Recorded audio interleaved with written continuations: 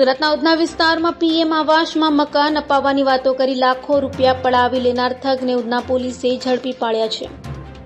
ઉધના 3 રસ્તા પાસે આવેલી વસી કોલોનીમાં પતરાની ઓફિસ બનાવી બેસતા થગે શ્રમજીવી લોકોને પ્રધાનમંત્રી આવાસમાં મકાન આપવાના સપના બતાવીને 79 લોકો પાસેથી 12.60 લાખની રકમ પડાવી લીધી હતી। આ અંગે ઉધના પોલીસ મથકમાં થયેલી અરજીના આધારે પોલીસે 62 વર્ષીય પંચાનન પ્રધાનની ફરિયાદ લઈ થગ એવા ઉપેન્દ્ર હરિઓમની ધરપકડ કરી છે।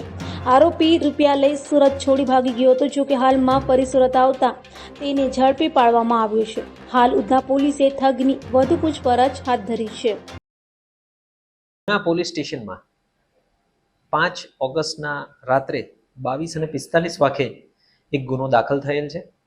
આ ગુનાના જે ફરિયાદી છે એ પંચાનંદ મહાદેવ પ્રધાન, જે ગંજામ જિલ્લા ઓરિસ્સાના વતની છે અને હાલ સુરત કોસાડાવાસ ખાતે રહે છે। એમણે આ ગુનાના જે આરોપી છે ઉપેન્દ્ર ઉર્ફે હરિઓમ જુરિયા બિસોઈ, જે પણ ગંજામ ઓરિસ્સાના જ વતની છે અને હાલ પાંડેસરા ખાતે રહે છે, તેમના વિરુદ્ધ આ ફરિયાદ આપેલી છે। બનાવ જે છે એ જાન્યુઆરી 13 થી જાન્યુઆરી 2015 ની વચ્ચે બનેલો છે, જેથી આઈપીસી 420 અને 120B હેઠળ આ ગુનો દાખલ કરવામાં આવેલો છે। બનાવ એ રીતનો છે કે જે ફરિયાદી છે એમને આ આરોપી ઉપેન્દ્ર પ્રધાનમંત્રી આવાસ યોજનામાં ઘર અપાવશે એવી લાલચ આપી અને એમની પાસેથી પૈસા લીધેલા હતા જાન્યુઆરી 13માં, અને બાદમાં એમને એવું પણ જણાવેલું કે તમારા જો કોઈ રિલેટિવ્સને આ રીતે પ્રધાનમંત્રી આવાસ યોજનામાં ઘરની જરૂર હોય તો હું એમને ઘર અપાવીશ। આ રીતે 2 વર્ષની અંદર એમણે કુલ 12,60,000 રૂપિયા ફરિયાદી મારફતે એમના અને એમના રિલેટિવના 12,60,000 રૂપિયા મેળવેલા હતા।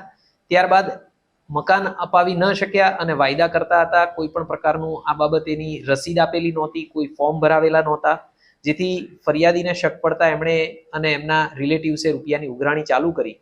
એટલે બાદમાં 2021માં આ બાબતની અરજી આપવામાં આવી। અરજીના સંદર્ભે જ્યારે આરોપીને બોલાવવામાં આવ્યો ત્યારે એણે 6 માસની અંદર આ રૂપિયા પરત કરી દેવાનું વચન આપ્યું લેખિતમાં, અને બાદમાં પણ રૂપિયા ન પરત કરતા ફરિયાદીની ફરિયાદના આધારે આ ગુનો રજીસ્ટર કરવામાં આવેલો છે। હાલે આ જે ઉપેન્દ્ર ઉર્ફે હરિઓમ જુરિયા બેસોઈ જે આરોપી છે એને ગઈકાલે તારીખ 6 ઓગસ્ટના સાંજે અરેસ્ટ કરી લેવામાં આવેલો છે અને હાલમાં એની પૂછપરછ ચાલુમાં છે।